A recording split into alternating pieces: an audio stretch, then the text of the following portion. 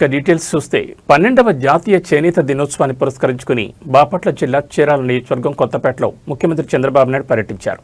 చేనేత కార్మికుల సంక్షేమ ధ్యేయంగా రూపొందించిన నేతన్న సేవలో నూతన పథకాన్ని ఈ సందర్భంగా సీఎం ఘనంగా ప్రారంభించారు.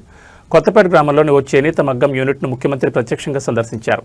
యూనిట్ యజమాని బండారు బాలసుబ్రహ్మణ్యం సీఎంకు ఘన స్వాగతం పలగా మగ్గం వద్దకు వెళ్లిన చంద్రబాబు చేనేత కార్మికులతో నేరుగా మాట్లాడారు. కుప్పడం పట్టు చీరల విశిష్టత, తయారీ విధానం, సంప్రదాయ నేత వృత్తి నైపుణ్యంతో పాటు మార్కెట్ పరిస్థితులపై వారితో సుదీర్ఘంగా చర్చించారు. 1 డిస్ట్రిక్ట్ 1 ప్రొడక్ట్ విధానం ద్వారా చీరల కుప్పడం పట్టు చీరలకు అంతర్జాతీయ స్థాయిలో ప్రత్యేక గుర్తింపు లభించిందని, జీఐ ట్యాగ్ రావడంతో అమ్మకాలు ఏకంగా 30% వరకు పెరిగాయని చేనేత కుటుంబాలు సీఎం దృష్టికి తెచ్చాయి. అత్యుత్తమ వృత్తి నైపుణ్యానికి కేంద్ర ప్రభుత్వ అవార్డు కూడా దక్కడం పట్ల ముఖ్యమంత్రి చంద్రబాబు నాయుడు ఆనందం వ్యక్తం చేశారు. చేనేత రంగానికి పూర్వవైభవం తీసుకొచ్చేలా ప్రభుత్వం పూర్తి సహకారం అందిస్తుందని సీఎం హామీ ఇచ్చారు.